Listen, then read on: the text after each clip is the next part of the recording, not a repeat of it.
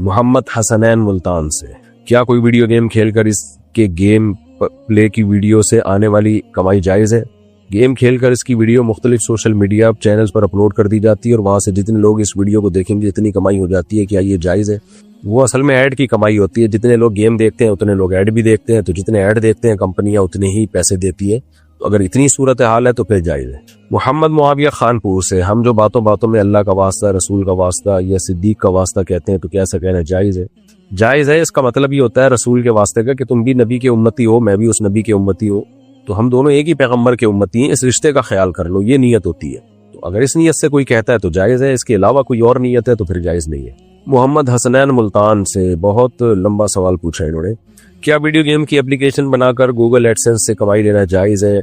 Video game جیسے کہ آپ جانتے ہیں دور حاضر میں صرف وقت کا ضیاع نہیں رہا بلکہ کمائی کا بھی مستقل ذریعہ بن چکا ہے، ایسے مسلمانوں پر شریعت کا کیا حکم لاگو ہوگا؟ یہ وقت ضائع کرنے کا بہت بڑا ذریعہ ہے، کمائی کا ذریعہ تو اس سینس میں ہے کہ پیسے مل جاتے ہیں، لیکن لوگوں کا ٹائم ضائع کرا کے پیسے کمائے جا رہے ہیں، یوں کہنا چاہیے اس کو۔ تو اس لیے یہ نہیں کہا جائے گا کہ یہ ٹائم ویسٹنگ نہیں ہے بلکہ یہ تو کمائی کا ذریعہ ہے۔ بھائی کمائی کا ذریعہ غلط چیز کو بھی تو بنایا جا سکتا ہے نا۔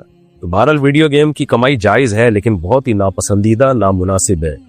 ٹائم سب سے زیادہ قیمتی چیز ہے، الوقت انفس ما علیت بحفظہ وأراہ اسہل ما علیک یضیع۔ شاعر نے کہا ہے کہ سب سے قیمتی چیز جس کی تم حفاظت کرو وہ ٹائم ہے، لیکن میں دیکھتا ہوں کہ تم سب سے زیادہ اسی قیمتی چیز کو برباد کرتے ہو، اس لیے ویڈیو گیم کے علاوہ کوئی اور کام کرنا چاہیے۔ بہرحال آمدنی حلال ہے کیونکہ وہ ایڈ کی آمدن آتی ہے، وہ میں کئی بار بیان کر چکا ہوں۔ چاہیے یہ والا مسئلہ لمبا ہے۔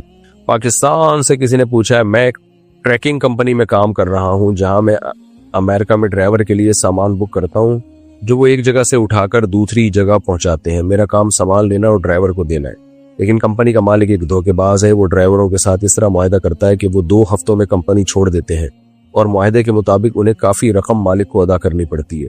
ڈرائیور یہ جانتے بوجھتے ہوئے بھی کام پہ راضی ہو جاتے ہیں۔ اس سامان کے کرائے سے جو رقم مالک کماتا ہے وہ زیادہ تر ڈرائیوروں کو ادا نہیں کی جاتی، اور اگر کوئی مشکل حالات ہونے کے باوجود جاری رکھے تو وہ اسے کمپنی سے نکال دیتا ہے۔ مجموعی طور پر ڈرائیوروں کو ان کے کام کی ادائیگی نہیں کر رہے ہیں، وہ ڈرائیوروں کو ان کے کام کی ادائیگی نہیں کر رہے ہیں۔ کچھ ڈرائیوروں کو آدھی تنخواہ ملتی ہے، کچھ کو تنخواہ بھی نہیں دی جاتی۔